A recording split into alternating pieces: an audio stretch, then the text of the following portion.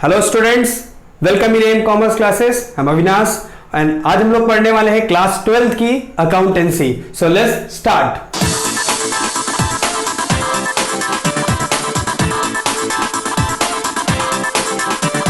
आज की class start करने से पहले मैं आपसे 3 बातें बोलूंगा। पहली कि अगर आप हमारे चैनल पे पहली बार आए हैं, हमारे चैनल पे नए हैं, तो हमारे चैनल को सब्सक्राइब करें और साथ में बेल आइकन को जरूर प्रेस कर दें, जिससे मैं जब भी वीडियो डालूं उसका नोटिफिकेशन आए सबसे पहले आपके पास।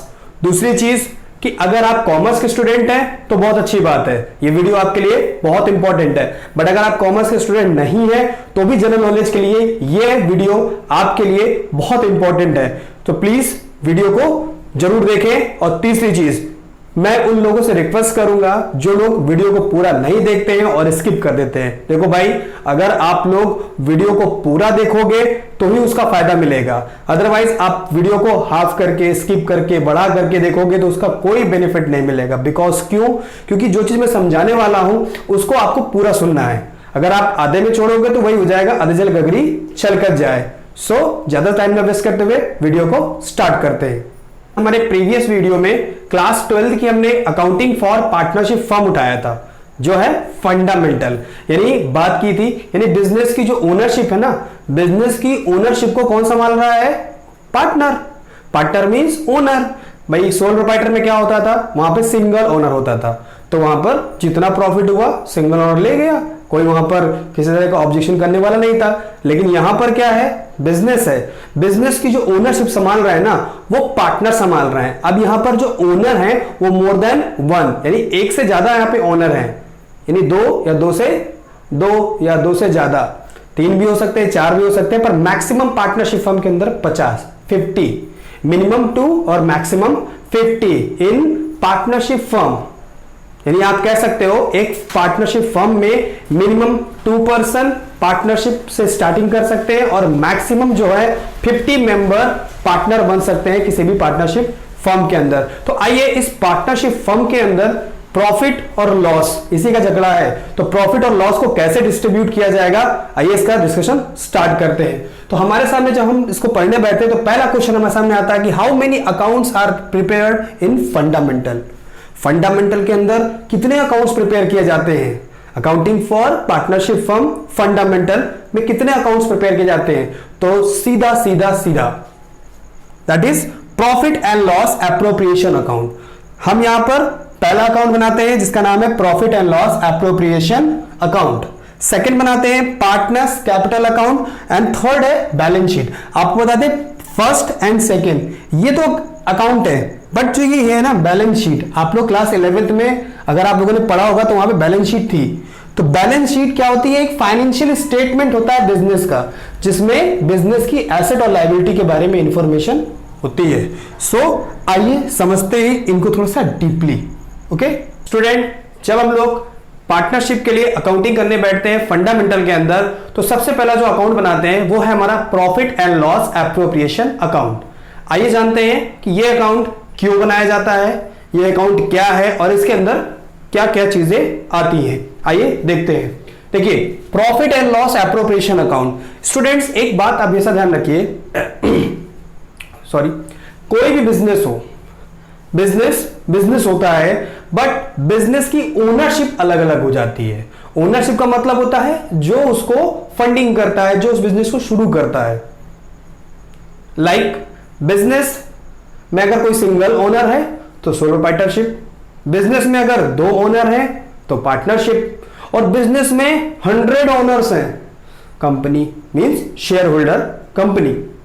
बट यहां पर हम क्या कर रहे हैं? पार्टनरशिप पढ़ रहे हैं। तो आपको बता दें जितनी भी बिजनेस ऑर्गेनाइजेशन है वो अपने ईयर के एंड में हमेशा फाइनल अकाउंट्स बनाती है। फाइनल अकाउंट कौन से अकाउंट? आपने क्लास 11th में पढ़े होंगे, जो क्लास 11 पढ़ चुके हैं उनको ये बात पता होगी कि फाइनल अकाउंट्स ईयर के एंड में बनाए जाते हैं। मींस कब? 31 मार्च, है ना।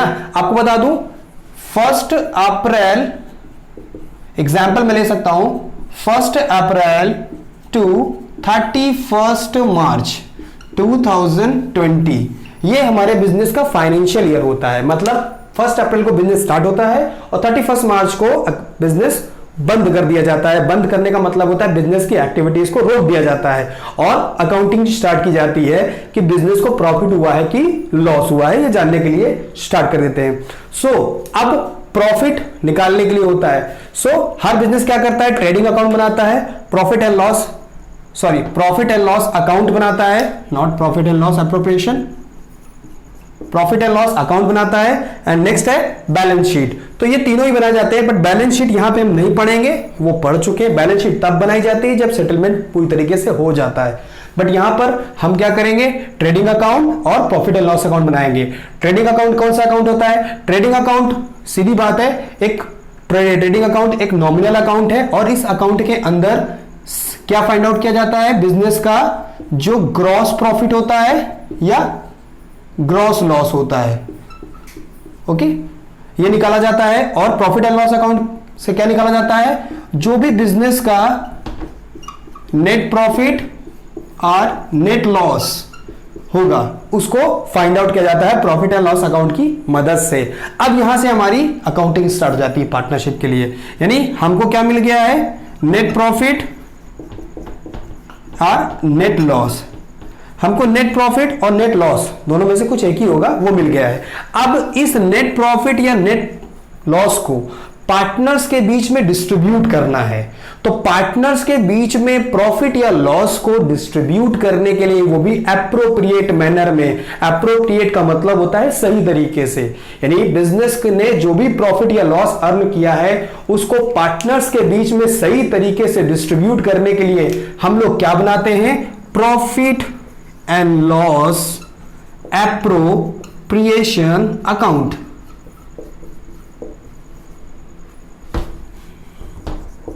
एप्रोप्रिएशन अकाउंट हम लोग profit and loss appropriation account बनाते हैं, नेट प्रॉफिट या नेट लॉस को डिस्ट्रीब्यूट करने के लिए एमंग पार्टनर्स। नेट प्रॉफिट या नेट लॉस को पार्टनर्स के बीच में डिस्ट्रीब्यूट करने के लिए क्या बनाया जाता है, profit and loss appropriation account. Okay, ये चीज क्लियर हो गई। अब बात करते हैं कि profit and loss appropriation account क्या है। Profit and loss appropriation account, ये अकाउंट क्या है, पहला question. Profit and loss appropriation account is or nominal account. Profit and loss account एक नॉमिनल अकाउंट होता है। नॉमिनल का मतलब आप लोगों ने क्लास 11th में अकाउंट्स गोल्डन रूल्स पढ़े होंगे, उसमें पर्सनल अकाउंट, रियल अकाउंट और नॉमिनल अकाउंट बताए गए थे। नॉमिनल अकाउंट जो हमारा होता है, नॉमिनल अकाउंट में जितने भी एक्सपेंसेस और इनकम होती है बिजनेस की वो इंक्लूड की जाती है। सेम यहां पर भी क्या होगा, जितने एक्सपेंसेस और इनकम है उनको लाया जाएगा, बट वो इनकम नेट प्रॉफिट के रूप में होगी और एक्सपेंसेस लॉस के रूप में होगी। नेक्स्ट क्या है, an extension of the profit and loss account. Profit and loss appropriation account profit and loss account का एक्सटेंशन है, मतलब उसके आगे की चीज है ना, उसके बाद है, यानी पहले प्रॉफिट एंड लॉस अकाउंट बनता है, इसके बाद profit and loss appropriation account बनेगा। नेक्स्ट क्या है हमारा, third, transfer of net profit and net loss from profit and loss account. Profit and loss यानी पीएल अकाउंट से जो भी नेट प्रॉफिट या नेट लॉस होता है उसको इसमें ट्रांसफर किया जाता है। नेक्स्ट क्या है, डिस्ट्रीब्यूशन ऑफ नेट प्रॉफिट और net loss between partners in appropriate manner, यानी पार्टनर्स के बीच में जो डिविजिबल प्रॉफिट होगा, जो प्रॉफिट बांटा जाता है या जो भी डिविजिबल लॉस होगा उसको डिस्ट्रीब्यूट किया जाएगा पार्टनर्स के बीच में, वो भी एप्रोप्रिएट मैनर में, यानी सही तरीके से। सही तरीके का मतलब होता है जो भी पार्टनरशिप डीड में राइट अप होगा। नेक्स्ट क्या है, all appropriation are allowed to partners on basis of partnership deed.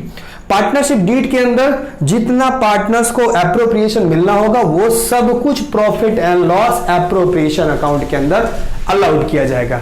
आइए देखते हैं profit and loss appropriation account के अंदर क्या क्या चीजें ली जाती है। सबसे पहले देखिए इंटरेस्ट ऑन कैपिटल, यानी प्रॉफिट एंड लॉस एप्रोप्रिएशन के अकाउंट के अंदर पार्टनर्स ने, हर पार्टनर ने जितनी भी कैपिटल इन्वेस्ट की है, जो उसकी ओपनिंग कैपिटल है, उस ओपनिंग कैपिटल पर उसे इंटरेस्ट दिया जाएगा, उसे इंटरेस्ट क्रेडिट किया जाएगा। नेक्स्ट क्या है, सैलरी और कमीशन। अगर कोई पार्टनर एक्स्ट्रा वर्क कर रहा है, एक्स्ट्रा अपना एफर्ट दे रहा है, टाइम दे रहा है, तो उसको उसका रेम्यूनरेशन मतलब सैलरी या कमीशन दिया जाएगा। नेक्स्ट क्या है, ट्रांसफर टू रिजर्व। अगर पार्टनर आपस में डिसाइड करते हैं या पार्टनरशिप डीड में रिजर्व बनाने के लिए कोई प्रोविजन मेंशन है तो प्रॉफिट का कुछ पार्ट रिजर्व के रूप में ट्रांसफर कर दिया जाएगा। नेक्स्ट क्या है, शेयर ऑफ डिविजिबल प्रॉफिट और लॉस। एट लास्ट इतना कुछ करने के बाद जो भी बचा हुआ प्रॉफिट होगा, डिविजिबल प्रॉफिट होगा या जो भी लॉस होगा, वो पार्टनर्स के बीच में अप्रोप्रिएट मैनर में या एग्रीड रेशियो में डिस्ट्रीब्यूट कर दिया जाएगा। आइए देखते हैं profit and loss appropriation account को कैसे ड्रॉ किया जाता है, कैसे हम लोग अपने नोटबुक में ड्रॉ करेंगे। आइए देखते हैं profit and loss appropriation account, इसको ड्रॉ कैसे करते हैं, आइए देखते हैं। देखिए profit and loss appropriation account, इसमें 4 कॉलम्स ड्रॉ किए जाते हैं। पहले 2 कॉलम यानी यहां से लेकर यहां तक के पहले 2 कॉलम्स किसके होंगे, डेबिट साइड में होंगे। इट मींस ये पूरा क्या है, हमारा डेबिट साइड है, ये ध्यान रखना है हमको, ठीक है। डेबिट साइड आप ऐसे भी कह सकते हैं इसको, या आप कह सकते हैं यहां पे डेबिट शो कर सकते हैं ऐसे करके, ठीक है।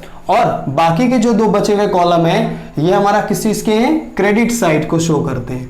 ओके, टाइटल नेम लिखेंगे profit and loss appropriation account. Students एक बात ध्यान रखिएगा, सबसे बड़ी जो गलती आप लोग करते हो वो ये करते हो कि आप लोग लिख देते हो पीएल एप्रोप्रिएशन। नहीं, ये कभी नहीं करना है। आप जब भी profit and loss appropriation account बनाओगे तो उसका टाइटल नेम पूरा राइट करोगे, profit and loss appropriation account, ये ध्यान रखना है। इसके साथ साथ नीचे यहां पर जस्ट इसके नीचे एज इंडेड ईयर, ओके, यहां पर जिस भी ईयर के लिए होगा, जैसे 31 मार्च 2020 है ना यहां पे, तो ये हमने जरूर राइट करना है। क्यों? क्योंकि इससे क्लियर हो जाता है अगर क्वेश्चन में इंड डेट दी गई है तो आपको इंड डेट राइट करनी है। इसका सबसे बड़ा नुकसान ये हो जाता है अगर आप नहीं राइट करोगे तो इसके मार्क्स पेपर में कटते हैं। देन हमने ये फॉर्मेट ड्रॉ कर लिया, और फॉर्मेट हमेशा आप स्केल से ड्रॉ करोगे, कभी भी आप हाथ से फॉर्मेट ड्रॉ नहीं करोगे। हाथ से फॉर्मेट ड्रॉ करने की जो हैबिट है वो बहुत ज्यादा आपके लिए प्रॉब्लम खड़ी करेगी। जब आप पेपर में पेंसिल और स्केल का यूज करोगे तब आपको दिक्कत हो, इसलिए पहले से अपनी आदत हैबिचुअल बनाइए। और सबसे पहली चीज, जब भी अकाउंटेंसी का क्वेश्चन आप सॉल्व करेंगे तो नीट एंड क्लीन तरीके से करना है, और कैलकुलेशन को बहुत ही सेपरेट तरीके से करना है। इसलिए क्योंकि नीट एंड क्लीन अगर आप वर्क करोगे तो आपका जो अकाउंट बनेगा वो क्लियर बनेगा और गलतियां नहीं होंगी, या हो सकता है गलतियां बिल्कुल ना हो, ठीक है। तो इस बात का बहुत ध्यान रखना है। नेक्स्ट चीज हमारी है, अब हमने बना लिया, सबसे पहले हम लोग क्या करते हैं, यहां पे बाई नेट प्रॉफिट को बुलाएंगे। तो नेट प्रॉफिट जो भी हम लेके आएंगे, ठीक है, यहां लिखेंगे by profit and loss account. Okay, ये क्या होता है हमारा net profit. Okay, net profit को हमने ले लिया, ठीक है। अगर नेट लॉस होगा तो यहां पर हम लोग लिख देंगे to profit and loss account, ये राइट कर दिया। ये क्या है हमारा नेट लॉस, ठीक है। तो इन दोनों में से कोई एक ही चीज आएगी, या तो प्रॉफिट आएगा या तो लॉस आएगा, ठीक है। अब नेक्स्ट चीज क्या करनी है, सबसे पहले पार्टनर्स को दिया जाता है टू इंटरेस्ट ऑन कैपिटल, यानी पार्टनर ने जो इन कैपिटल लगाई है उस कैपिटल पर उसे एक रेट से इंटरेस्ट मिलेगा। तो पार्टनर जैसे मान लेते हैं ए एंड बी, तो उस पार्टनर का यहां निकालेंगे और टोटल करके जस्ट सामने राइट कर देंगे। ओके, नेक्स्ट क्या करेंगे, अगर किसी पार्टनर को सैलरी मिल रही है तो to partner salary or commission, जो भी होगा। ये ध्यान रखना है क्वेश्चन में कि सैलरी हो सकता है मंथली आपको राइट रहे, तो अगर मंथली सैलरी दी गई है तो उसको 12 से मल्टीप्लाई करके पूरे ईयर की, यानी मंथली सैलरी को एनुअली सैलरी में कन्वर्ट कर लेना है, ठीक है। कमीशन वो दिया रहेगा कैसे निकालना है, ठीक है। नेक्स्ट है, अगर कुछ रिजर्व में बोलता है ट्रांसफर टू रिजर्व, तो आपने रिजर्व में ट्रांसफर कर देना है। एक चीज और आनी है, अगर पार्टनर ड्राइंग करते हैं तो ड्राइंग पर जो भी इंटरेस्ट होगा वो यहां पर राइट कर दिया जाएगा। जो भी पार्टनर ड्राइंग करते हैं तो उनका जो भी बनेगा वो यहाँ पे राइट कर दिया जाएगा। ठीक है, यहाँ पे आपका लॉस अगर होगा तो लॉस, प्रॉफिट होगा तो profit. Interest on capital right कर दिया, पार्टनर की सैलरी राइट कर दी, जनरल रिजर्व ट्रांसफर कर दिया। अब हम क्या करेंगे, डेबिट साइड और क्रेडिट साइड का टोटल करेंगे। ठीक है, देखेंगे कि डेबिट साइड ये means credit side debit side से मोर देन है तो इट मींस डिविजिबल प्रॉफिट आएगा। और डिविजिबल प्रॉफिट आप कहां लिखोगे, यहां लिखोगे डिविजिबल, थोड़ा सा नीचे करके, डिविजिबल प्रॉफिट। जो भी प्रॉफिट होगा, मैंने यहां पे टाइटल नेम लिख दिया है, डिविजिबल प्रॉफिट यहां राइट कर देना है। बट अगर डेबिट साइड का टोटल क्रेडिट साइड का टोटल ज्यादा है तो इट मींस आप इसे कह सकते हो डिविजिबल लॉस। ठीक है, वैसे लॉस कभी डिविजिबल नहीं था, लेकिन डिविजिबल लॉस होगा तो डिविजिबल लॉस जो आएगा वो यहां पर आएगा, इस जगह पे डिविजिबल लॉस। ठीक है, ये चीज ध्यान रखनी है। ओके, इसके बाद जो भी होगा, जैसे यहां पे है टू प्रॉफिट, यहां लिखेंगे पार्टनर्स को प्रॉफिट ट्रांसफर कर, to profit transferred to partners capital account. ठीक है, जो भी पार्टनर है ए और बी, उनका प्रॉफिट उनके रेशियो में डिवाइड करके यहां पे हमने राइट कर दिया और यहां से मेन कॉलम बंद कर देंगे और टोटल में डबल लाइन से बंद कर देंगे। हाँ, लॉस होगा तो यहां लिखा जाएगा by loss transfer to partners capital, और जो भी लॉस होगा ए बी का वो राइट करके यहां मेन कॉलम में टोटल करके मेन कॉलम में ये राइट कर देंगे। तो इस तरह से हमारा ये profit and loss appropriation account बनेगा।